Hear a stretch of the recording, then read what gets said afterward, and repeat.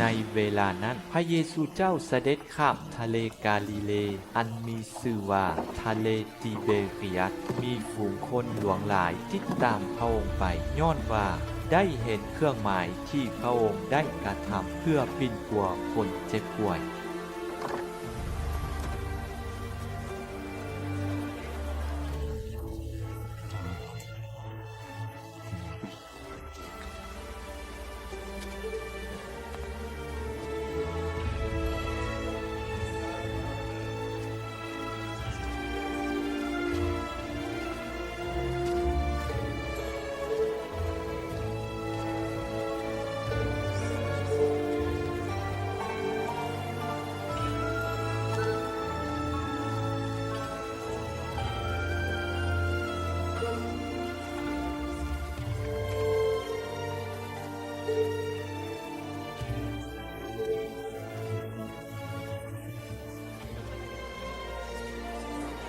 พระองค์ได้เสด็จขึ้นเทิงภูและประทับอยู่ที่นั้นพร้อมกับพวกสาวกของพระองค์เวลานั้นวันบุญปัสกาอันแม่นวันฉลองของพวกยิวใกล้จะมาถึงแล้ว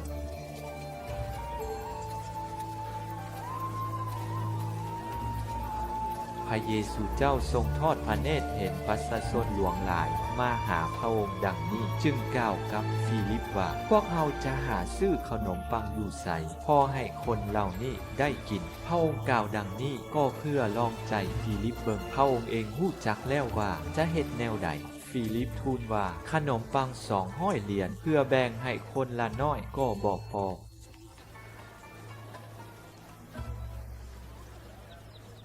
สาวกผู้หนึ่งชื่ออันเดรน้องของซิมอนเปโตรทูลพระองค์ว่าอยู่นี่มีเด็กน้อยผู้หนึ่งมีขนมปัง5 ก้อนกับปลา2 ตัวแต่จะพอหยังสำหรับคนหลายป่านนี้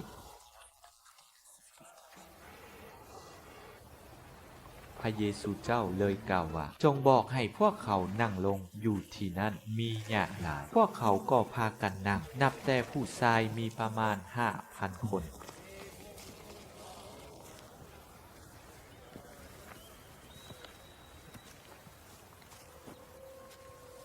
พระเยซูเจ้าจึงจับเอาขนมปังทรงสมนาภคุณแล้วแจกยายให้พวกผู้คนที่นั่งอยู่นั้นสำหรับปลาพระองค์ก็ทำอย่างเดียวกันตามความต้องการของภายลาว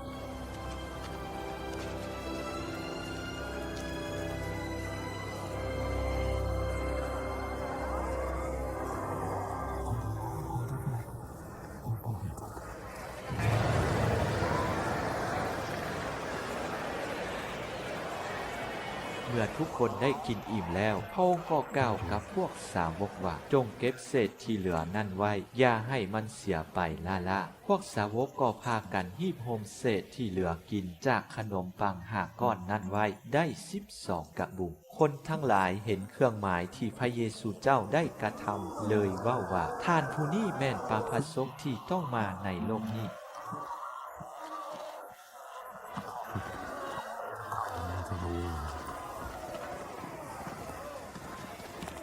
เมื่อพระเยซูเจ้ารู้จักว่าเขาเหล่านั้นจะจับพระองค์ไปแต่งตั้งเป็นกษัตริย์พระองค์เลยพลิกตัวหนีขึ้นภูแต่ผู้เดียวอีกเทื่อหนึ่งพอตกค่ำพวกสาวกลงไปหิมทะเลแล้วลงเรือไปเมืองกาฟากนาอุมที่อยู่ฝากพุ่นเวลานั้นมืดแล้วแต่พระเยซูเจ้ายังบ่ทันไปหาพวกเขา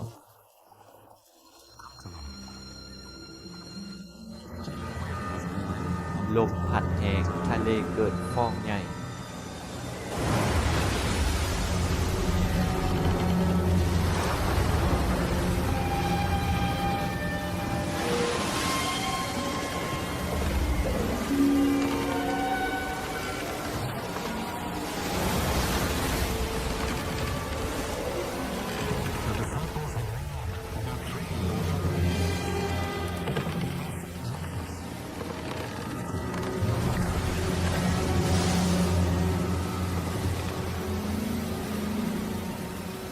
เมื่อพวกสาวกพายเรือไปได้ประมาณ5 ลักก็แนมเห็นพระเยซูเจ้าย่างเทิงหลังน้ำมาใกล้เรือพวกเขามีความย่านกลัว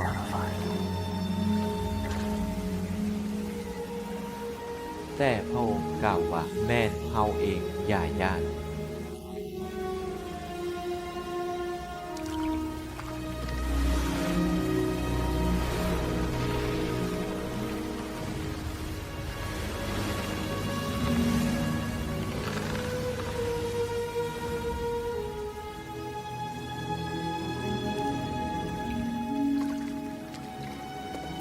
พวกเขาว่าจะเชิญพระองค์ขึ้นเทิงเรือแต่พอดีเรือก็ฮอดท่าจอดบอนที่หมายจะไป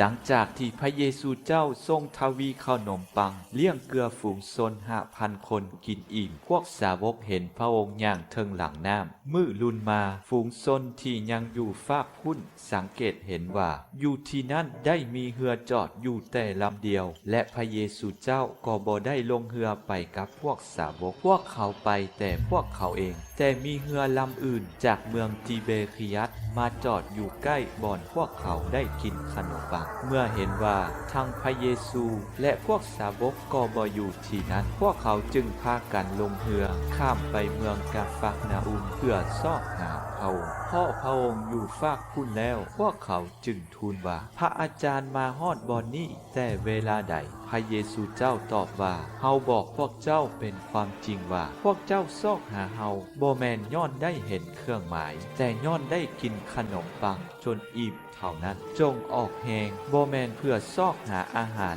ที่สูญเสียเป็นแต่เพื่อซอกหาอาหารอันถาวรและบันดาลชีวิตนิรันดรคืออาหารที่บุตรแห่งมนุษย์ประทานให้พวกเจ้าย้อนพระเป็นเจ้าพระบิดาได้ประทับตาใส่บุตรแห่งมนุษย์แล้วพวกเขาทูลว่าพวกข้าพเจ้าต้องเฮ็ดแนวใดเพื่อกระทำเวียกการของพระเป็นเจ้าพระเยซูเจ้าตอบว่าเวียกการของพระเป็นเจ้าคือให้พวกเจ้าเชื่อถึงผู้ที่พระองค์ได้ทรงใช้มา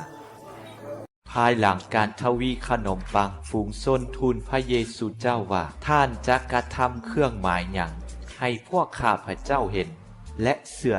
ท่านทำเวียกการอย่างแด่บรรพบุรุษของพวกข้าพเจ้าได้กินมันาอยู่ที่เปียวตามที่พระคัมภีร์ได้เขียนไว้ว่าพระองค์ได้ให้พวกเขากินปังมาจากสวรรค์พระเยซูเจ้าตอบว่าเฮาบอกพวกเจ้าเป็นความจริงว่าบ่แม่นโมเส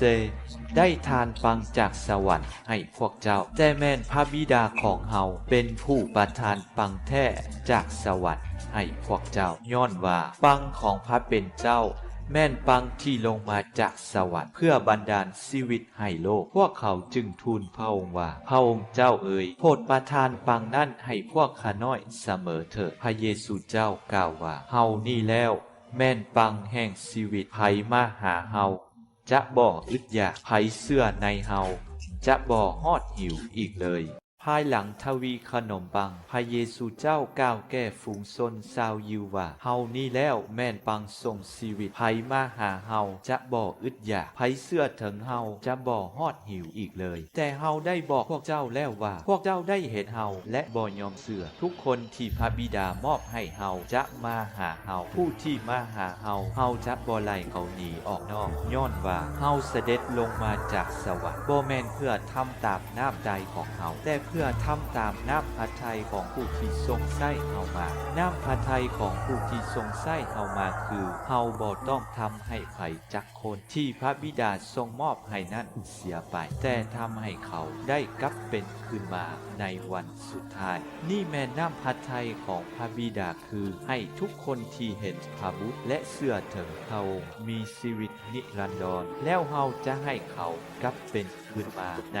วันสุดท้ายพ ภายหลังทวีขนมปังพระเยซูเจ้ากล่าวแก่ฝูงชนชาวยิวว่าบ่มีผู้ใดสามารถมาหาเฮาได้ถ้าพระบิดาผู้ทรงใช้เฮามาบ่โดนใจเขาและเฮาจะให้เขากลับเป็นคืนมาในวันสุดท้ายได้มีเขียนไว้ในหนังสือพระพัสสกว่าทุกคนจะได้รับคำสั่งสอนจากพระเจ้าผู้ใดฟังคำสอนและรับการอบรมจากพระบิดาผู้นั้นก็มาหาเฮาบ่มีผู้ใดได้เห็นพระบิดามีแต่ผู้มาจากพระเจ้าเท่านั้นได้เห็นพระบิดาเฮาบอกพวกเจ้าเป็นความจริงว่าผู้ใดเชื่อผู้นั้นมีชีวิตนิรันดรเฮาแม่นปังทรงชีวิตบรรพบุรุษพวกเจ้าได้กินมานาอยู่ที่เปียวและตายไปแล้วปังนี้แม่นปังลงมาจากสวรรค์ผู้ใดรับกินปังนี้จะมีชีวิตนิรันดรและปังที่เฮาจะประทานให้นั้นแม่นเนื้อของเฮาเองที่บันดาลชีวิตให้โลก